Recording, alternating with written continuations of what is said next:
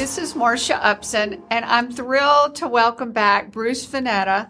He's a wonderful man with a wonderful story. If you watched him earlier, he told the story of how he was almost cut in half, 5 arteries severed, and lived when nobody else in the world has lived with such injuries as he is. And so now Bruce has a ministry called Sweetbread Ministries, and he goes around doing everything. And Bruce, one day you were speaking in Washington, and this lady heard you talk, and a whole nother miracle, almost as big as yours, or I guess every miracle's equal. I think it's just about as big as yours, happened. So will you tell us that story? Yeah, so I was at a fundraiser for one of the orphanages that we worked with this particular orphanage in Honduras for years and years and years. And was at that fundraiser, and before the meeting, that it was a nighttime, it was a Saturday night meeting, actually, a Saturday night fundraiser for this orphanage. God had given me a word of knowledge that a woman was going to come forward and ask prayer for her son. And after the meeting, the lady came up to where I was sitting at the table or whatever and just talked to people. And she recounts this, and she's been on plenty of podcasts and shows and stuff too. She recounts this, and she says that as she walked up to the table, I looked up at her and I said, "Oh, there you are. I've been waiting for you." I don't remember that, but she recalls it. And then I knew that she had a prayer for her son or whatever. So I said, "Is your son there tonight?" She said, "No." We stepped out in the hallway, out of this main room, conference room, and we stepped in the hallway and we just prayed.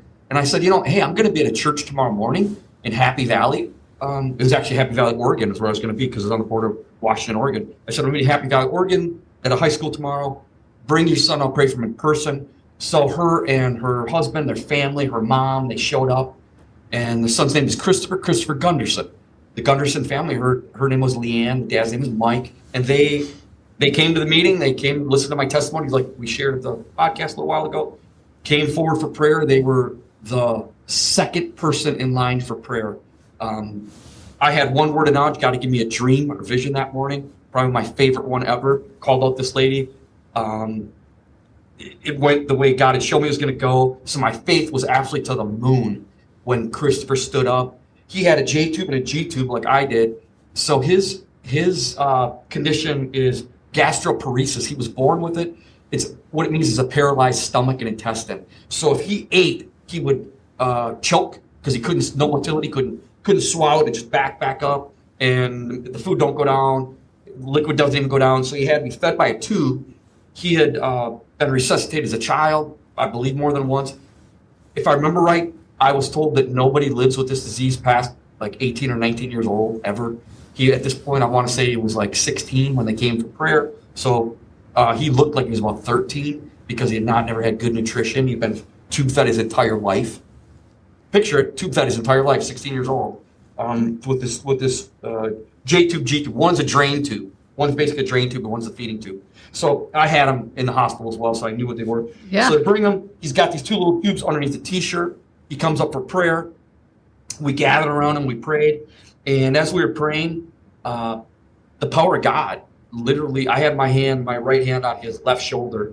And the power of God, he said he felt that electricity like I felt when the guy prayed for me in the hospital, to the point that it hurt him, because it kind of stung me too. And so he was kind of keeling over, and the mom got concerned. Leanne got concerned.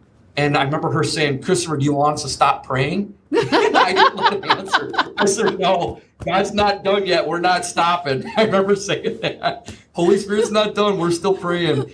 And so she kind of stood him back up. And we watched, Marcia, and we watched that first tube, because it's kind of like, you can kind of picture it like poking through underneath the shirt, right?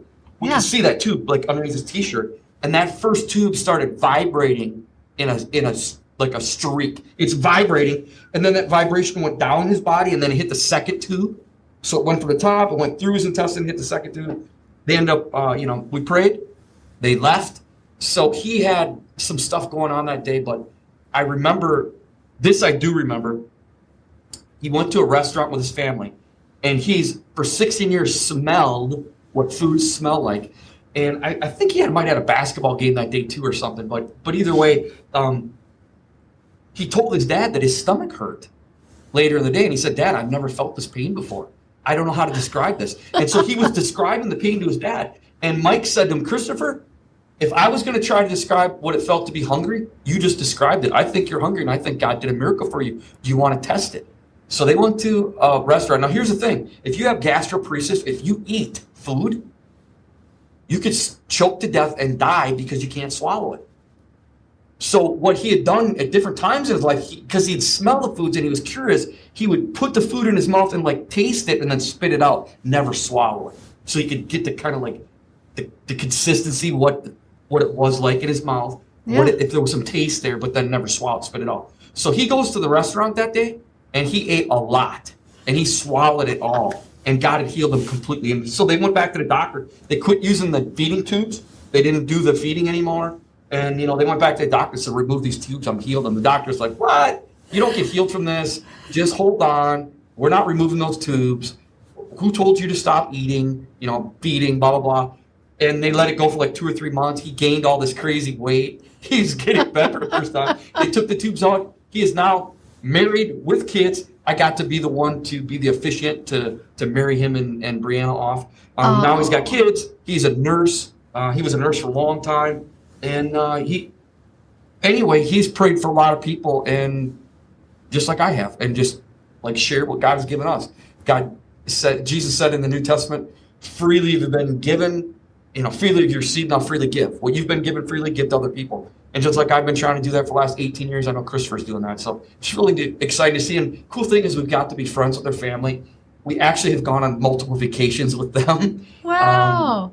It's just really cool. We've got to be really good friends with them. And so God blessed them with a healing, but he blessed me and Lori with a great friendship with Mike and Leanne. And literally they've come to our kids' weddings. Wow. All of them, every single one. We've gone on multiple vacations with them. So it's really cool to see what God's done. That is so cool. It's like being on a 16-year fast, So many people are like, I don't like fasting. We'll try it for 16 years. So I guess he couldn't even drink either. I can't imagine not being able to. I know that he was able to drink some stuff. Okay. But I don't know how it went, and I don't know how much he put through his tube, like drank through the tube versus drank through his mouth. I'm not sure. Yeah. But I know it was gastroparesis, paralyzed stomach, and I know he couldn't eat for sure. And I'm not sure about how the liquids, how that all went, if he could get something through his mouth or if it was just liquids through the tube. I know they did both. Or I know he did for sure the tube. I'm not sure about the mouth. I can't speak to that. Wow. Wow. That is so cool. So cool. Well, that's a showstopper right there. But is there any other time you've prayed for somebody that you think of that you like to share? I didn't tell you I was going to ask you that, but I'm like going, that's pretty darn good. What? Boy, we've literally seen. You've prayed for thousands of people. We've seen God heal thousands of people, literally, Marcia. Wow. From cancer to blind eyes to deaf ears to paralyzed to, tumors vanishing. I mean, it's crazy. I'm usually the biggest skeptic in the room. Honestly, I'm usually the one that's doubting it. And I remember this girl got out of a wheelchair in Alabama, and as she got out of the wheelchair, once she stood up, I grabbed my phone and I videoed it, and I thought, well, if I was a skeptic, because I am a skeptic by nature, if I was a skeptic listening or watching this, what would I want to know? So I asked her some questions. How long you been in the wheelchair, blah, blah, blah, when's the last time you walked, all this stuff. And I had such a hard time believing it that I said to her, hey, can we be at this? I don't have Facebook on my phone anymore. And you prayed for her, right? You prayed for her, and then you were skeptical? Yeah, I'm going to pray for her. And I go, hey, are you on Facebook? And she goes, yeah. I said, could we be friends on Facebook? She goes, yeah. So right there at the church, at the end of the service, she was like the last person you prayed for. I got her up on Facebook. And you know what? I hate to admit this, but I wanted to see, was she in a wheelchair? Yeah. On her Facebook post. Like, is this an attention thing? I mean, yeah. I'm scrolling back, wheelchair, all the way back, And then she took a video because she had to go to rehab all the time. She took a video. Her brother from behind her took a video of her walking into the doctor's place that she usually gets wheelchaired in, and the doctors are there to meet her. And the best part of the video is the looks on their face of shock. and they're telling her, grab the wall, you're going to fall down, you're going to get hurt, you're going to trip on the carpet, on the rug, the runner rug and all that stuff, because her muscles had atrophied. After not walking for so long, her muscles had atrophied. Totally. So God had to build those muscles back up. She was walking. It was within a couple weeks, she sent us a private message and a video. She's walking trails in Alabama, like, I don't want to say a mountain, but a hill. I mean, she's going up elevation and stuff. This is just weeks later. Wow. So, again, I mean, yeah, we've seen God do lots and lots of stuff. And honestly, unfortunately, I'm usually the biggest skeptic. Yeah. I just want to look at her Facebook and see if she really was in a wheelchair or what. Yeah. So, I mean, but you know what? I think that's going to help people to hear that you're even skeptical. I can see that. Yeah. But God is. Honestly, I think it's God's humor. Yeah. I think it's his humor that he brought me back from the dead, because he knows I would have been a skeptic of that. He knows every time I see these miracles that he does, there's a part of me that's going, what? Really? I mean, it's so crazy. Even after what I've seen in my own life, what he's done, I don't know why human nature is so hard. That's true. After what he did for you, you would think it'd be easy. But yeah, God's pretty big. That's pretty amazing. That's neat. That's neat. Well, Bruce and I hope we brightened somebody's day that needed to hear that, because it's so good to hear those kinds of stories. So wonderful. So thank you again for being with me, and we hope to be with you again, because this is fun. So we look forward to it. Thank y'all for tuning in with us today.